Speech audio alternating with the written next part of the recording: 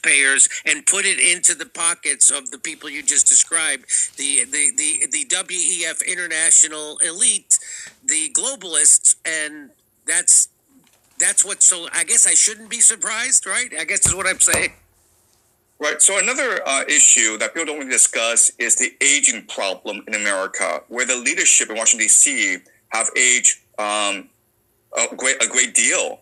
Right. The baby boomers are still in control. Think of how many presidents were baby boomers. Right. You had Bill Clinton, George W. Bush, Obama, Biden. I mean, like Trump. I mean, the baby boomers have been happening in command for a long, long time. What we know is that when a population ages, the elite, they become much more authoritarian, right? So if you're an old person, you're in your 80s, what you care about is living for as long as possible. You care a lot about germs. You care about keeping the streets clean, and so you basically want a more authoritarian society, and that's why I think a lot of young people today are so pessimistic about the future.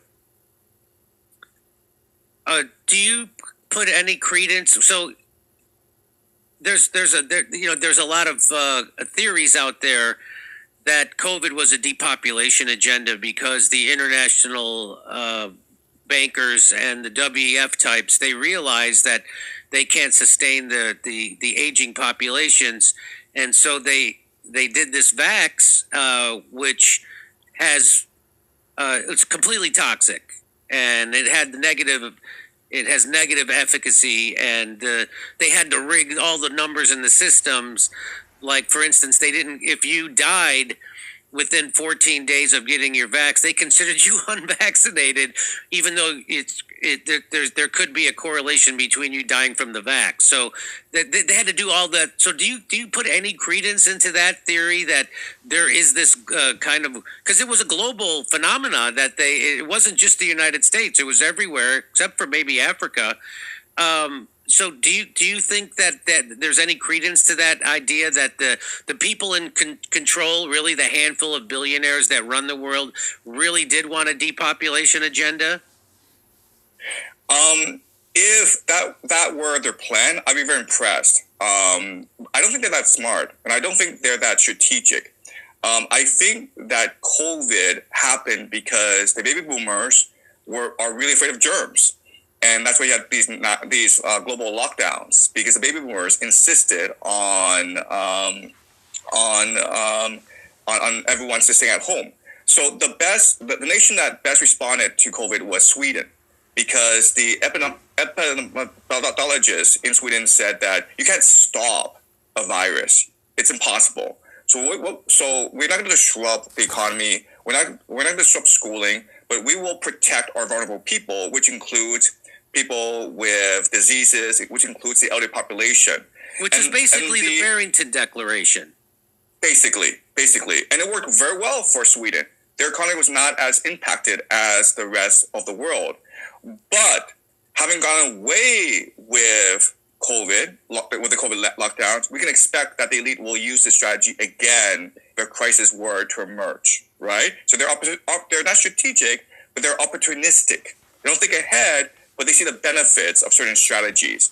So if this war were to continue, we can imagine lockdowns because of the energy crisis. Yes, so that's what I'm thinking. So that's why they'll be able to. People have already talked about it, that there's going to be energy lockdowns, and that they're going to have surveillance, and they're going to let you know how much energy you're allowed to use, and once you exceed that, they're going to cut you off. They're going to stop your car. They're going to stop all that kind. And do you see that happening? Yes, it's all part of the plan, right? The 10-day calls for a technocracy. What is technocracy? A government ruled by AI. That's why America's building all these data centers, even though they cost a lot of money. They don't really actually turn any profit, right? So if you are a company like OpenAI, like the more subscribers you have, the more money you lose, because it actually costs you more money to have subscribers than you can generate profit for them. But you have Operation Stargate in place, $500 billion to build data centers all across America. So why would they do that? And the answer is a technocracy. The answer is if you're moving towards an empire, you need to create an AI surveillance state.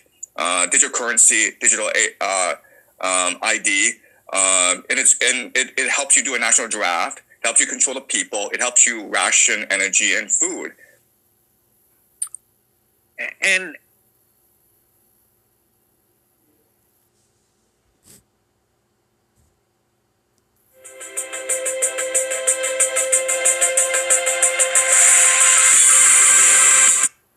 People, it helps you ration energy and food. and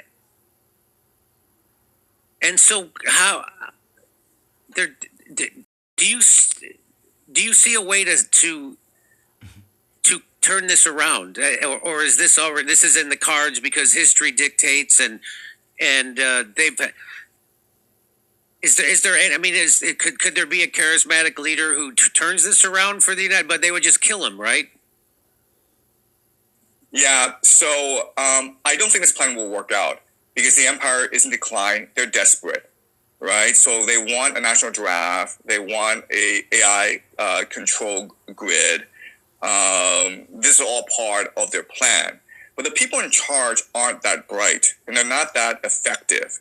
And I think this is all going to blow up in their face because I think the American people are much more resilient, much more creative than they believe. It's worked out in China. If you come to China, I'll show you around. We have AI surveillance. We have AI digital currency and digital ID, and it's worked out well in China. But the Chinese people are a different breed. The American people love freedom. They love liberty, and I think that the Americans would rather fight than surrender their liberty.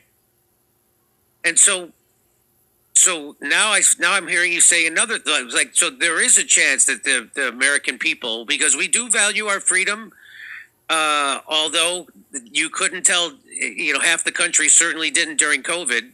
They were willing to accept every single restriction on their freedom, and including fascist Nazi-like impositions of forcing people to take experimental medical treatments.